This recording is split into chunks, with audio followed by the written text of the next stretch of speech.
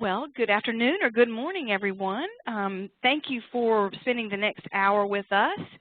The title of our presentation today is What Works in Mental Health Substance Abuse Treatment with Justice-Involved Youth, and it's brought to you by Reclaiming Futures. And again, I'm Susan Richardson, National Executive Director of Reclaiming Futures, and my colleague, Margaret Soukup, who is from Seattle, Washington.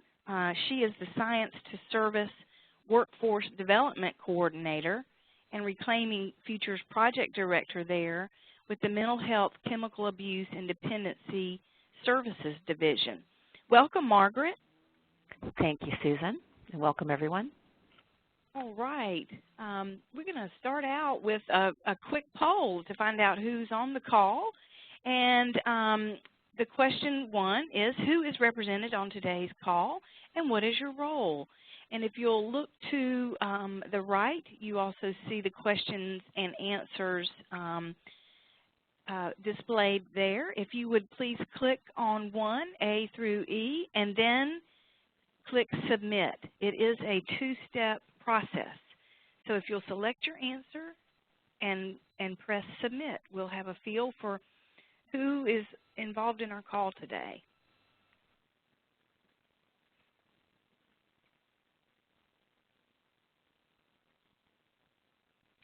Very good. Good job, folks. We have a majority, 58%, in the mental health profession, no substance abuse, no child welfare, 8% in juvenile justice, and 8% in other. And then we had a few no answers. If you want to let us know what category best describes you, go ahead and chat that to us. But we'll move on to the next question. Tell us, in your organization or network, is substance abuse treatment a partner on your core planning implementation team? Yes or no? Again, you'll see the question and answers displayed on the right there. If you could select your answer and then push Submit.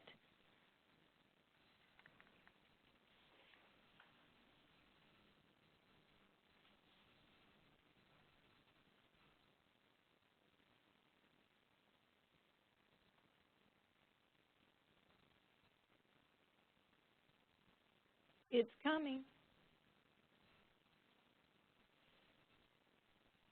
Adam is working his magic. Okay. 67% of you said yes, substance abuse treatment is a partner on your core planning implementation team. Excellent.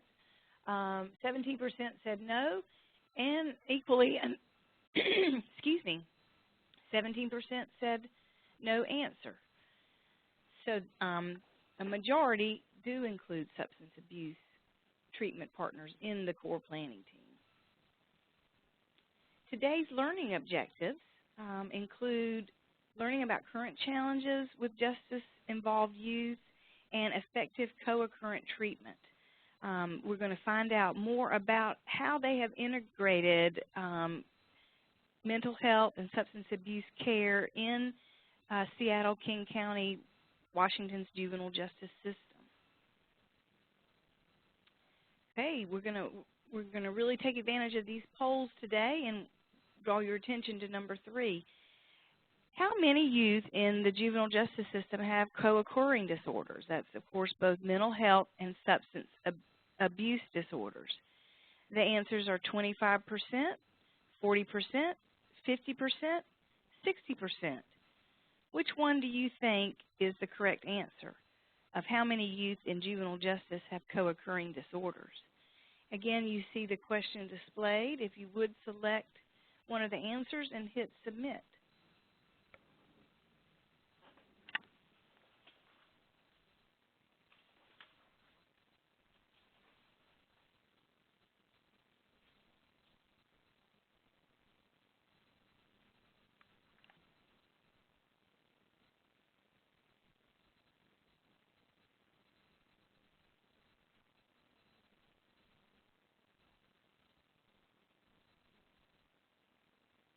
All righty. You all know that this is a very prevalent problem. C was selected by 25% of you, that 50% have co-occurring disorders. D, 60%, was selected by 50% of you, and then no answer from 25%. Well, the correct answer, according to the literature, is 50%. But I can echo those of you that responded 60% in that we have had some of our sites report co-occurring disorders as high as 60% and even higher. So, of course, it does vary by community. So thank you so much for participating in that poll. And we know that this is a prevalent issue that must be addressed in helping our youth get healthy. So question poll number 4, how many youth that need co-occurring treatment actually receive any kind of treatment? Your selections are 1 in 5, 1 in 10, 1 in 12, and 1 in 20. So again, hop over to the right there, make your selection, and hit submit. It's actually 1 in 13 now. Oh, well, that's the one that I had recent data from Mike Dennis that said 1 in 12. Oh, I see. That C should be 1 in 12.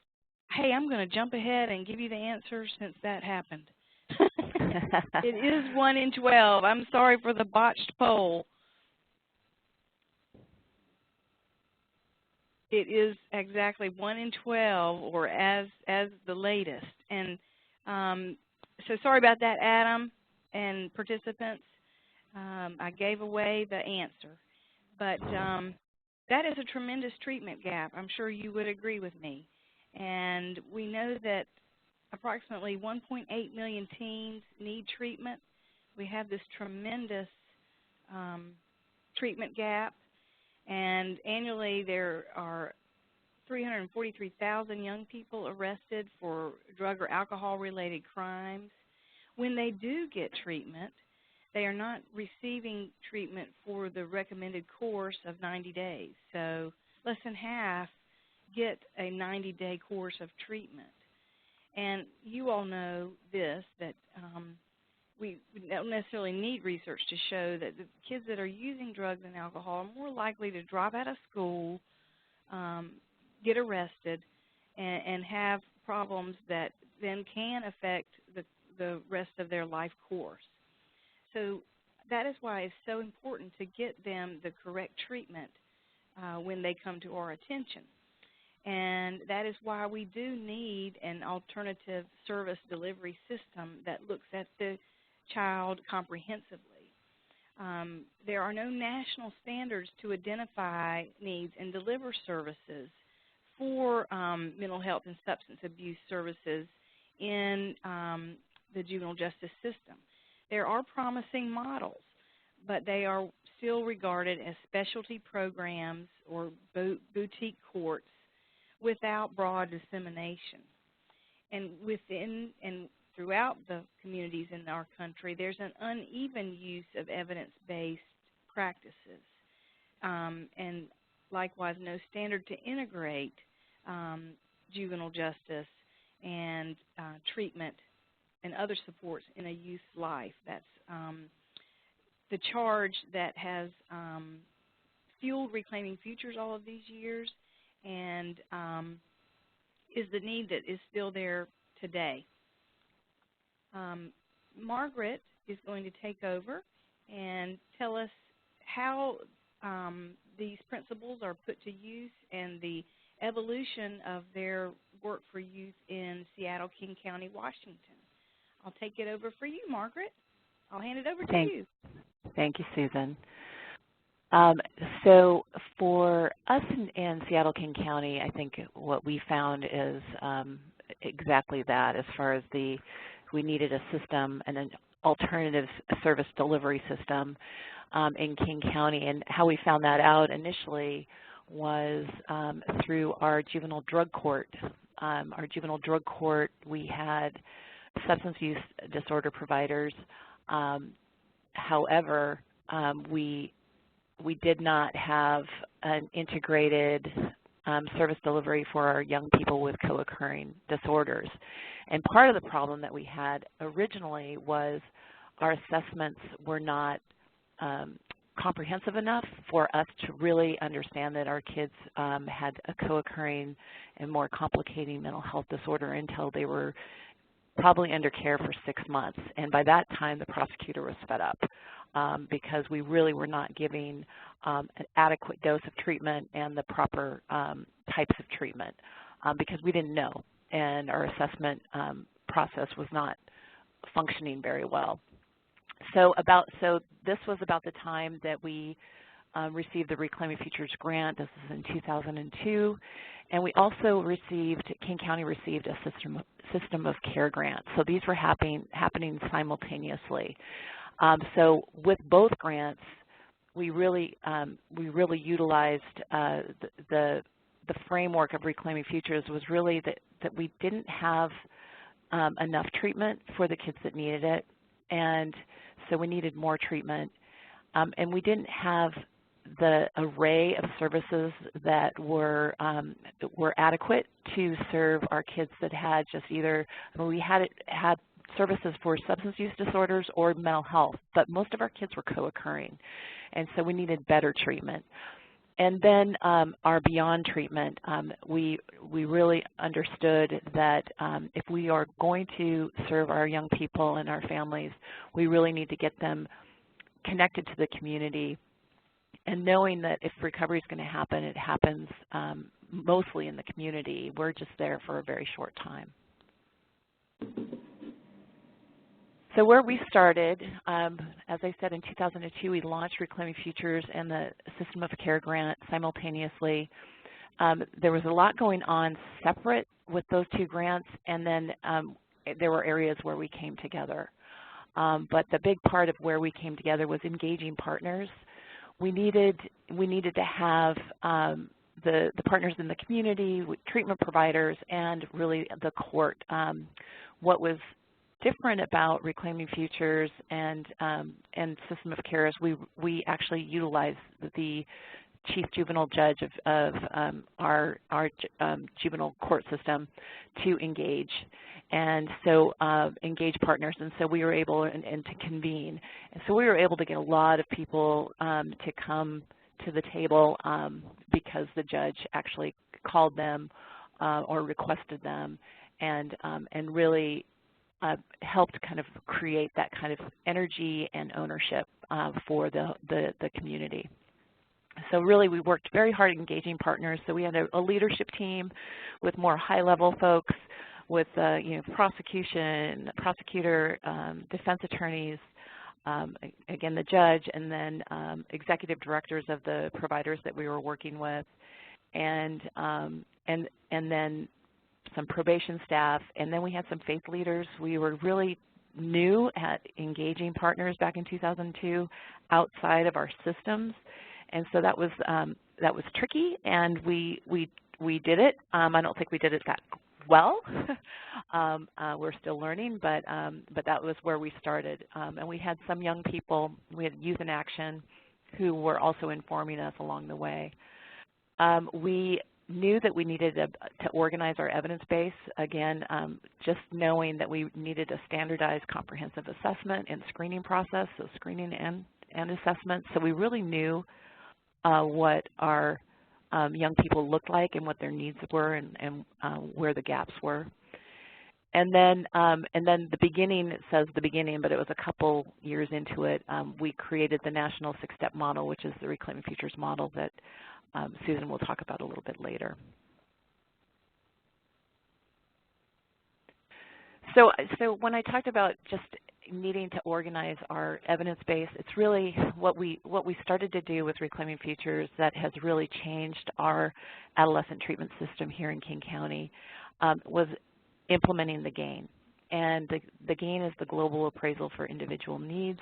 It's a family of instruments. There's a screen, there's a longer screen, and then there's a comprehensive assessment that takes an hour, and then there's one that has more detail and more information, especially on recovery environment and more detail on mental health symptoms. So it really depends on what type of tool you need. But initially, when we decided to implement the GAIN, we just implemented it within the juvenile justice system because we really needed to take a look at these young people who initially looked like they just had substance use disorders, but actually they really had a co-occurring mental health issue, not just one, maybe multiple. And this is what was getting in the way of them getting not only the right treatment, but also they were getting deeper into the justice system because we were not catching the full picture. And so what you're seeing here with this comorbidity is really a picture of what the GAIN offers us, and this way we don't actually have to go into everybody's file and look at all the details. We actually have a HIPAA-compliant database where we can actually pull all of the information of all the GAINs that we've had administered. And you can see the end down there is over 10,000 GAINs, and that's over, actually this is probably since 2008 because we started earlier. We started in 2004. Implementing the GAIN, but the system changed. So we have less in the current system because now it's a web-based system. But as you can see, I mean, we've got some pretty intense information around what the profile of our young people look like. And so any past year externalizing disorder, you've got 48%. You've got the traumatic distress disorder scale at 24%. Suicidal thoughts at 16%, the anxiety at 13%, and then you can see any past year internalizing disorder 37%, which is of course includes depression and anxiety and thoughts of suicide. So this is information we did not have before, and what it did was it gave us a baseline to know that yes, in fact, we need to be prepared to treat both mental health and substance use disorders, even though our systems are siloed. So again, more information based on our GAIN. This is actually years of use. You can see that N is 4,250 GAIN assessments, and when we're seeing these young people, 50% of them have already been using it for a couple years.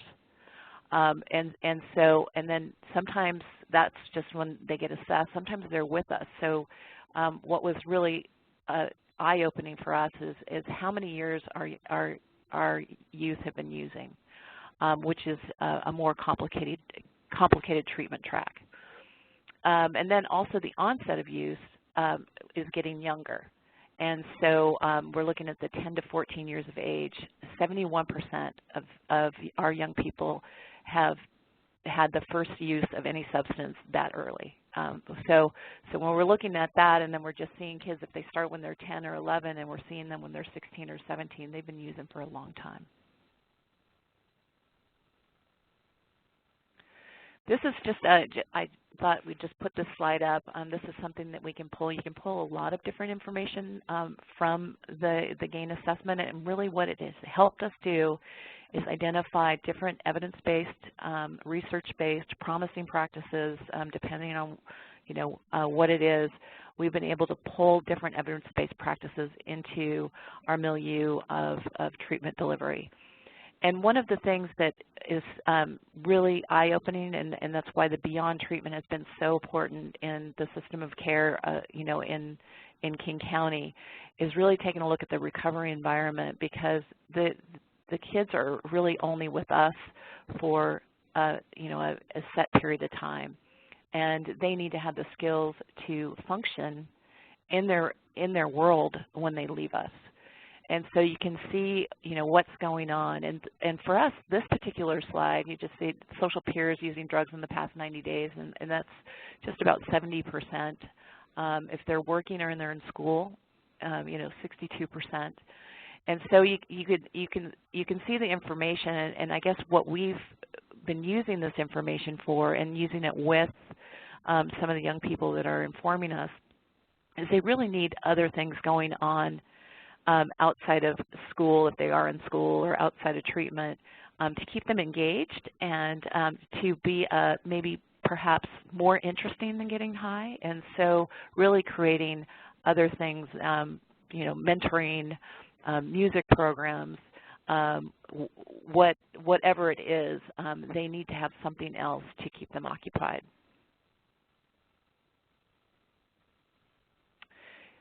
This is one of our most, I think, disturbing scales, the general victimization scale, and this is in the GAIN.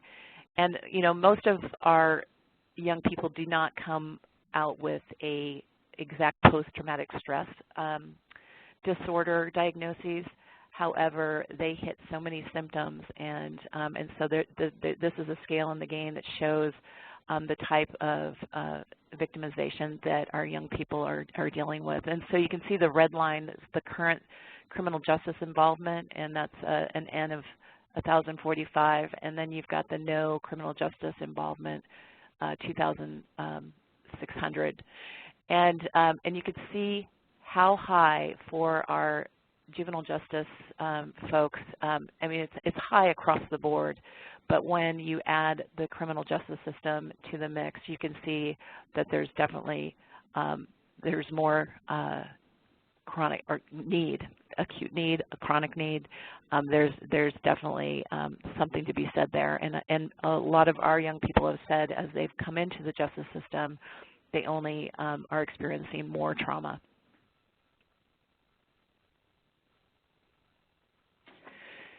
So just to go back and to talk a little bit about what we've done over the years, it has not been easy, and it's not you know, one training and our system's fixed. It's been really based on leadership over the last 10 to 12 years, and having leaders in our mental health system and our juvenile justice system to agree that we would really kind of realign resources to make sure that we had a foundation of good information and good clinical information. And so we implemented the GAIN across the board for not just our justice system, but our entire adolescent treatment system. And we serve in King County about, you know, between 600 and 900 kids a year in our adolescent treatment system for substance use disorders. So this was really focused on the substance use disorders. Our mental health folks have their own assessments. So what we've done is use the GAIN, and then if we have symptoms of a mental health need, then we also have done an additional mental health assessment. We currently have not come up with a standard for the mental health side of our book of business, but we're working on it. So you can see over the years we continue to use the GAIN and another mental health assessment for our co-occurring folks. We've implemented the 7 challenges, one of the evidence-based practices that has been really proven to work with young people. And actually what I'm hearing from our mental health folks is it's really probably the best model to work with co-occurring kids that they have experienced, at least in the last 5 years. We've implemented in 2009 the moral recognition therapy. That's not so much with our youth, but with our maybe transition age youth from 18 to 25 in the justice system. And then in 2009, and let me back up just a little bit, with our system of care grant, we actually implemented wraparound, and we did that in 2004, and we did it at a pretty small scale. And in 2009, we had some funding, and a lot of the services are funded through our sales tax, which is a 0.1% of 1% sales tax that pays for multiple interventions for mental health and substance use in King County. And currently, the high fidelity wraparound is one of those strategies, and we're able to serve 350 young people that have that are in contact with 3 of our systems, whether it's juvenile justice, mental health, substance use, if they're having problems with schools. So if they're involved with 2 or more systems, they can access the wraparound services. And then in 2010, we've applied for many grants, and we got quite a few because we had such good data, and we were able to identify the need with the GAIN, and we were able to implement the adolescent community reinforcement approach and continuing, actually it's not CRA, and community reinforcement approach for adults. And this has been really effective for one-on-one treatment. What we found from our kids, we did a focus group, and the young people said, when we asked them how treatment was going, they said, you know, I'm taking 3 buses to go to treatment, and I'm really just getting a lot of chit-chat. How's school? You know, how's it going? How's it going with drug court? And they said, you know, I'm really not getting any help. And so what we found is using ACRO, which is a very specific individual counseling, it's been very effective, and the young people have really really benefited from it and enjoy it. And it actually works really well with transition age youth as well.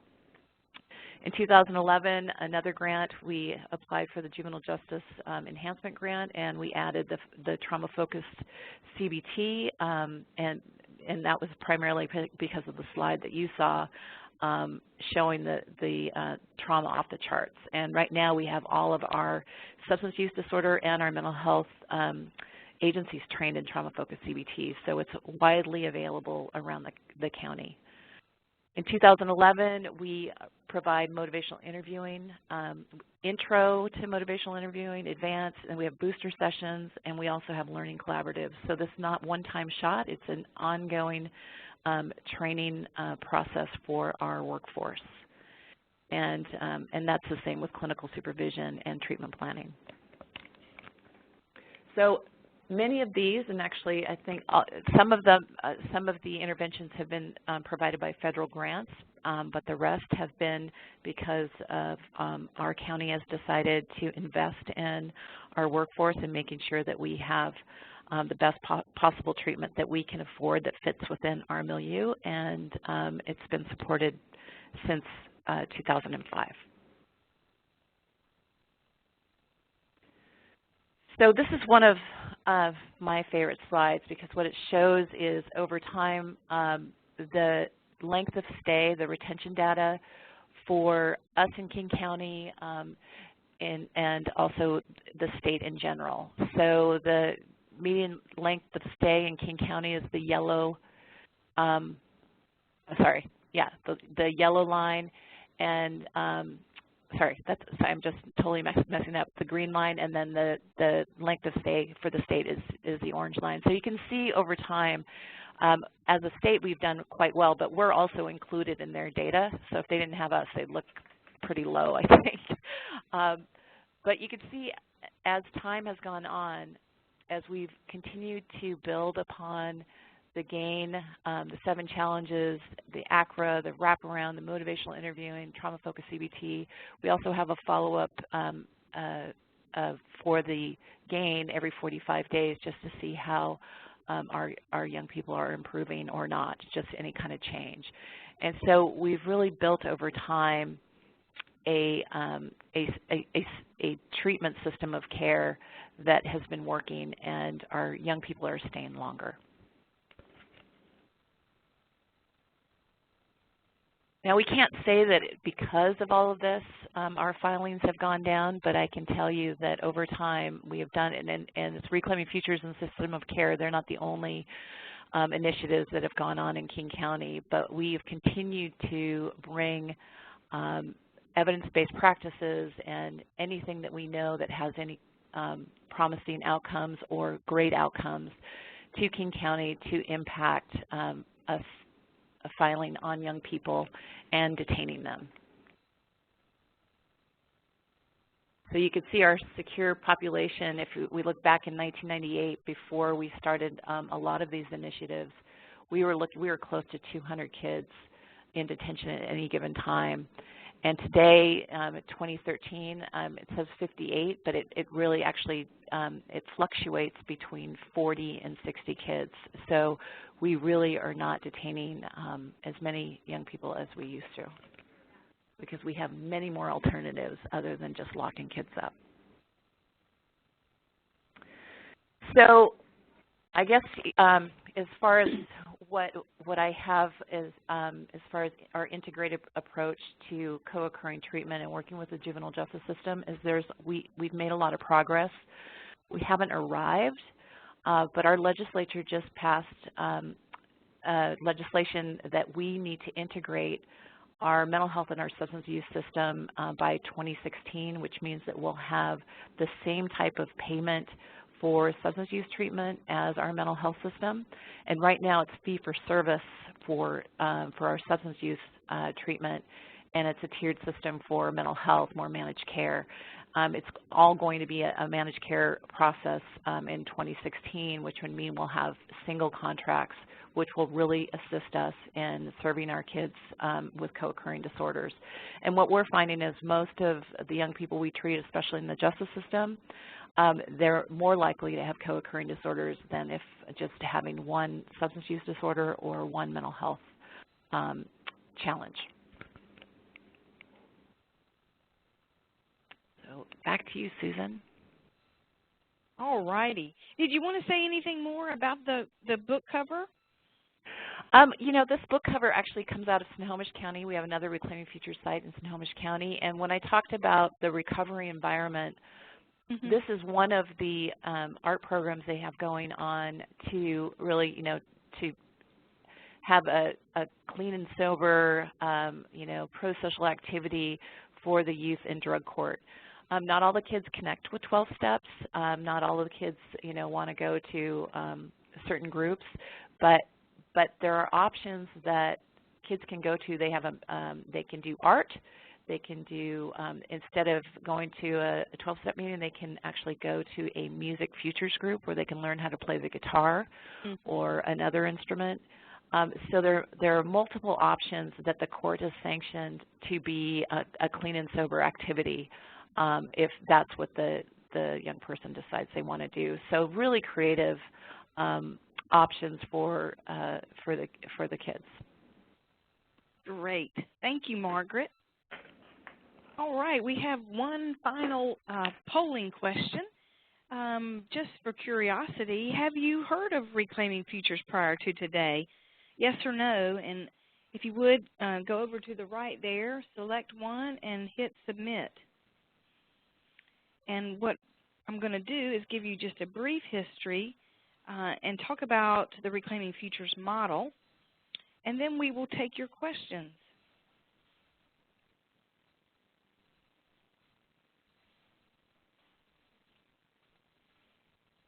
This will be a quick one.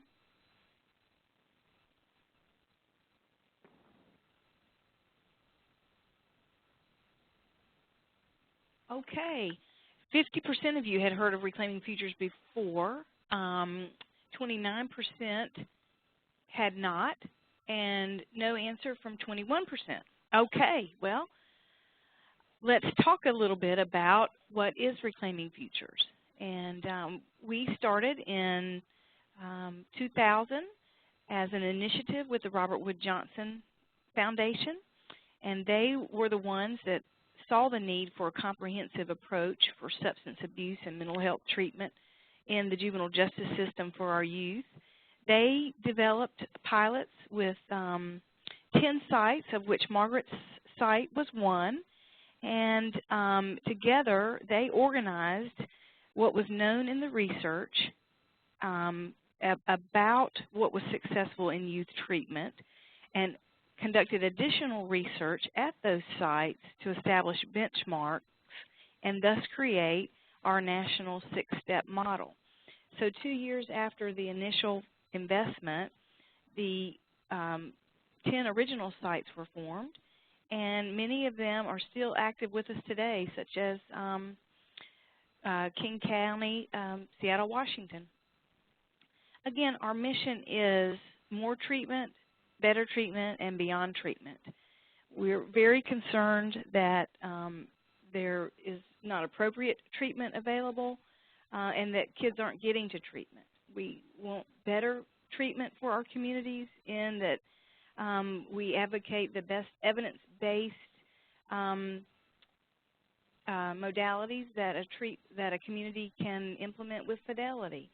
And then this all-important beyond treatment in that our youth need to have wings to leave the system. We want them to get treatment and then, if at all possible, return to the community and have healthy, productive lives.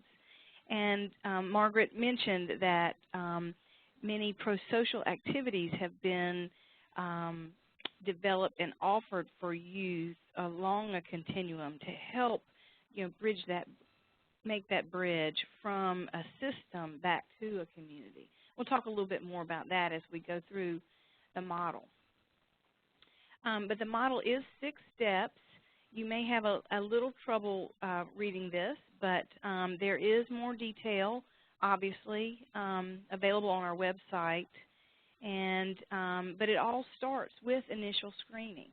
And the youth are screened in, typically it varies by site, but at a juvenile court they are screened. And that screening indicates if further assessment is needed based on what comes up with the screening. And they are then referred, if applicable, to an initial assessment. Then, as many of you in the system of care world are familiar, there is a service coordination step where all of the disciplines are working together to work with the youth and family in deciding the best course of treatment.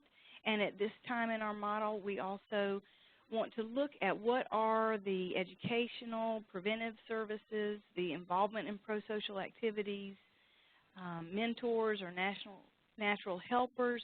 What can we do at this point now to plan for the successful reentry of the youth after the involvement with justice and treatment concludes? Initiation is a very important step in the model in that we were losing youth between, what we planned, a great service plan for youth and families, and then they never got to actually starting a service. So actually each one of these steps is where we ask our communities to look at where youth are falling through the cracks. We ask them to track their youth through this model to see what's actually happening, not just what they think is happening. So it's hard to get treatment if you never show up. So you need to initiate services. And we have used the National Washington Circle group standards to say that at least one service contact within 14 days of the full assessment is defined as initiation. And then likewise, engagement is, continuing in a course of treatment for 3 successful contacts within 30 days of that assessment. And then the final step is transition that addresses several things that are going on with the youth in that formal services may be ending with justice or treatment may be continuing in the community, but the team is looking at how we help young people reenter, in some cases begin a life of recovery. Some are dealing with restoration in completing community service or fines, but all of them we are trying to prepare to be ready for the next step.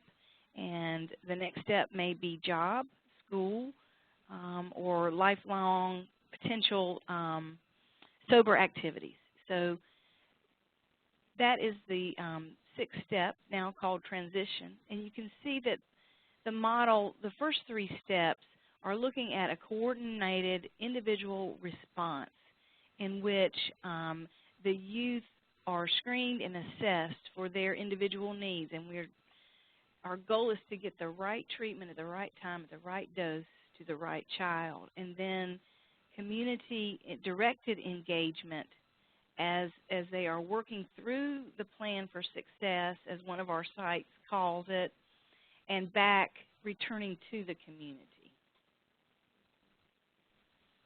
Can I say something about please. the transition?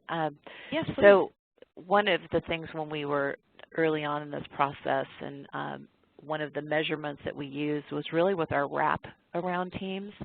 And the wraparound teams really assisted us in identifying those natural helpers in the community. And one of the measurements was if there's more community people around you at graduation than systems people, then you've arrived, you know, for that, getting ready for that transition. I mean, I know that's not the end, but that was one of the measurements that we utilized early on in our process. Thank you. So today, Reclaiming Futures has continued to grow and expand. We are a curriculum and leadership program. I'm going to mention briefly our independent system change evaluation, and I'll tell you more about the National Learning Collaborative that we are. And we have grown from funding from Robert Wood Johnson to other federal investments from OJJDP and the Center for Substance Abuse Treatment, and in North Carolina, a collaborative that has launched a statewide Reclaiming Futures emphasis. Here's the map, and you can see that statewide emphasis reflected in the stars in North Carolina. But we are across the nation, but there are definitely some gaps, and we are working to spread our model and approach throughout the country, and have had recent interest from additional sites in Ohio, Mississippi, Alabama, Georgia, California. We would love to talk with you about efforts in your state, if that's of interest to you. I mentioned the evaluation that, you know, while we are trying to track individual youth through the system and look at how our system deals with youth and families, we were asking for larger system change among our sites. And we wondered if indeed this was possible. Can a system be changed to benefit youth and families in a positive way? And the first evaluation that was done for Reclaiming Futures, called Changing Systems by Dr. Butts and Roman, is available online for your perusal. But it did show that Reclaiming Futures is a promising strategy for improving substance abuse intervention for youth.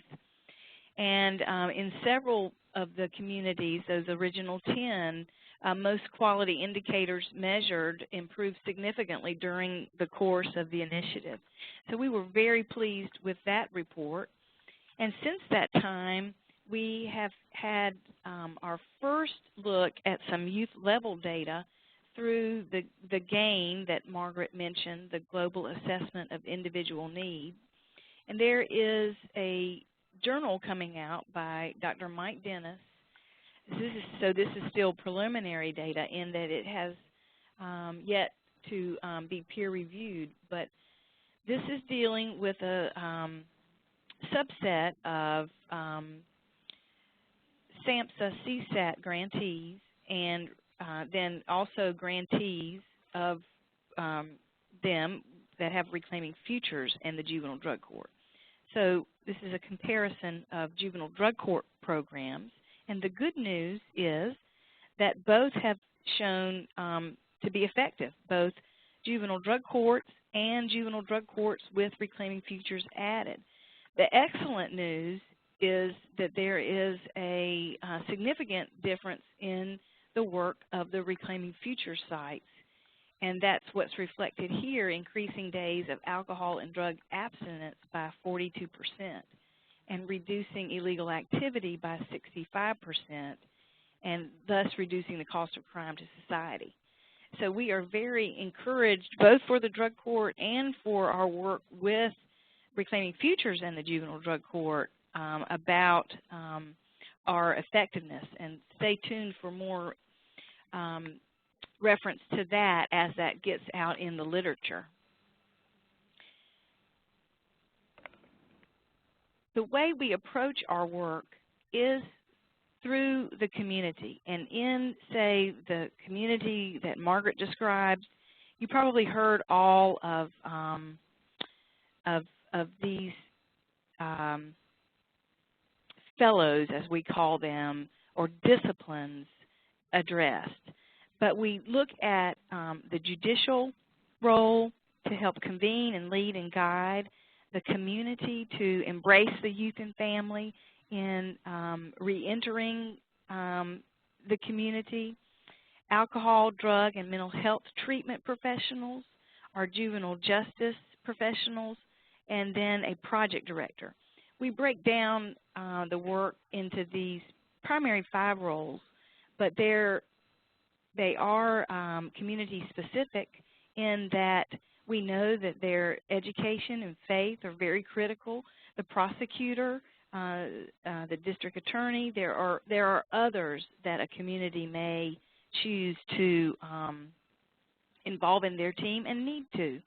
And that's one beauty of the Reclaiming Futures model, is that it's been implemented in large cities like Seattle and in small towns across Ohio and North Carolina and other rural places. It gives a framework and then a support system to help implement change to improve outcomes. And part of what we provide is technical assistance to actually get this done, to help communities through barriers at the time when they reach barriers, because someone in our 39 sites has probably encountered something very similar to what a site may be encountering, and could use the assistance of a peer to help them through that barrier to greater success. We do have a online toolkit that helps with some structure and advice on how to actually implement the Reclaiming Futures models and the issues that surround our work. We provide training, webinars, an annual Leadership Institute, fellowship support, and one-to-one coaching per site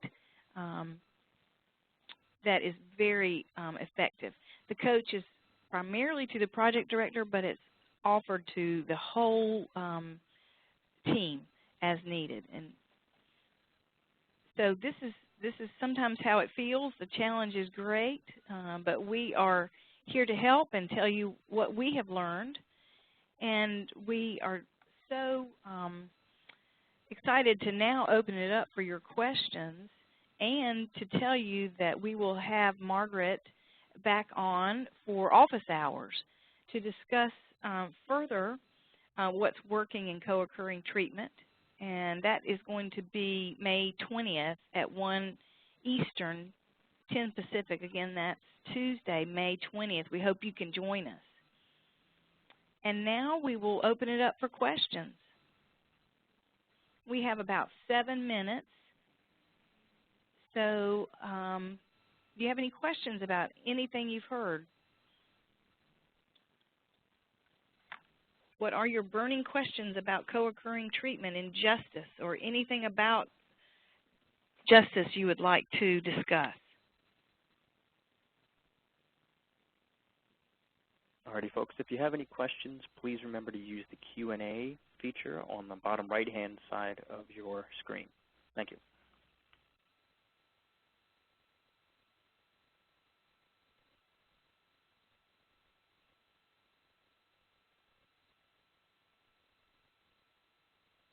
Margaret, did any other comments come to your mind as we were wrapping up?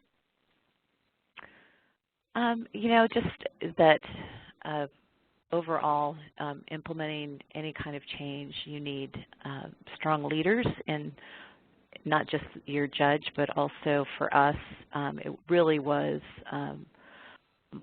our mental health and substance abuse coordinator who coordinates all of the funding, and he decided that this is something that's really important, and even though Reclaiming Futures was focused on substance use disorders, we added the co-occurring mental health because of what I've said before. So most of our young people have multiple things going on and not just one. And so really to harness the leaders in your community that also have some influence over where funding goes, because we were able to use our sales tax, that 0.1% of 1% sales tax, which actually generates about $50 million a year for us in King County for mental health and substance use disorders. But there's a lot of interest in how that is used, and a lot of that's used for therapeutic courts. But beyond that, you really need to have a structure and some outcomes to make sure that we're able to utilize those fundings and also continue to measure those and how we're using them. So I just want to underline the need for really identifying the leaders in your community, because they really help move things along. Thank you, Margaret. We do have a question. We have two questions. The first one, you described a wide array of evidence-based approaches that were implemented over a series of years. Were the same providers trained in all of these? Was there some EBP fatigue? That's a great question. What other remarks would you make about that process? So because it was phased over time, and I'm not saying that there was not EBP fatigue, which is interesting, but because it was phased in over time and really taking a look, it wasn't all of the same providers. Some providers we focused on one evidence-based practice, and then, for instance, our federal grant for ACRA was only focused on 3 providers and not all of them, and then some of the other providers that did not get that training would request it. And if we had funding for that, we would expand it. But it is pretty tricky, because that change fatigue is real, and actually people are asking, maybe we should be implementing another evidence-based practice. But right now, our systems are dealing with electronic health records, and they just do not have the time. And so they were just so grateful that they have these evidence-based practices already implemented and moving along, and with fidelity checks while they're doing some other, the other business that they really need to get going with health reform. Thank you for that great question and answer. The next question is, I work within a residential treatment for the state of Nebraska. Is this an ideal setting for this? Do you want to answer that, Susan? I'll give it a shot, and then you follow up. Okay. So primarily, Reclaiming Futures has worked in the community and within a court setting. However, we encourage, as an employee of the residential treatment center, to definitely be looking at what your options are for the larger picture of identifying and treating co-occurring disorders. Margaret, what else would you say? Residential treatment is definitely part of the continuum, and I would encourage Pamela to continue to reach out to other partners, because residential treatment is really, it's quite a resource. Some communities don't even have access to it at all. And it's really important to have that handoff and that warm handoff, because sometimes, in at least my experience here in Washington State, is the residential treatment facilities are really disconnected from the handoff back to outpatient or the probation officer. It's just usually a report, and it's not as smooth of a transition as it could be. So I think it definitely would work, as having the residential treatment as part of that overall continuum.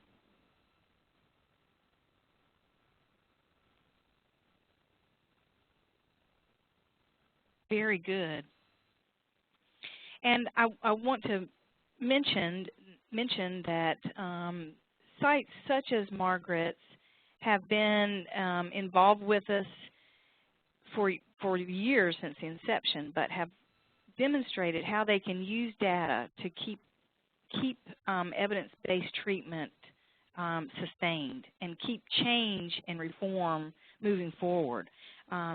They participate then in what we call the Learning Collaborative, where treatment professionals get together with treatment professionals to discuss issues from across the country, or the judges get together. That is all part of what they still provide us and how we are all learning together. And that Learning Collaborative has been really a great resource, because for us attending and being a part of that, you get access to many experts around the country to continue to move your systems forward. And as Margaret alluded to, she is now a coach for other sites and actually on other content areas. But we do have people experienced in actually implementing reform to help coach our new sites. So that has been such a pay it forward and such a key success factor in our work. Do you have any other questions about any of the, say, individual modalities that Margaret mentioned, or any other specific data or strategy approaches that you've heard her talk about? Any question at all? We are 1 minute over, so we need to wrap up, but we'll see if there's anyone else to weigh in. Well, we really appreciate your time with us, and we would like to go further in depth on the 20th if you're available to join us. Thank you again, Margaret, for your assistance, and thank you, Adam. Thank you.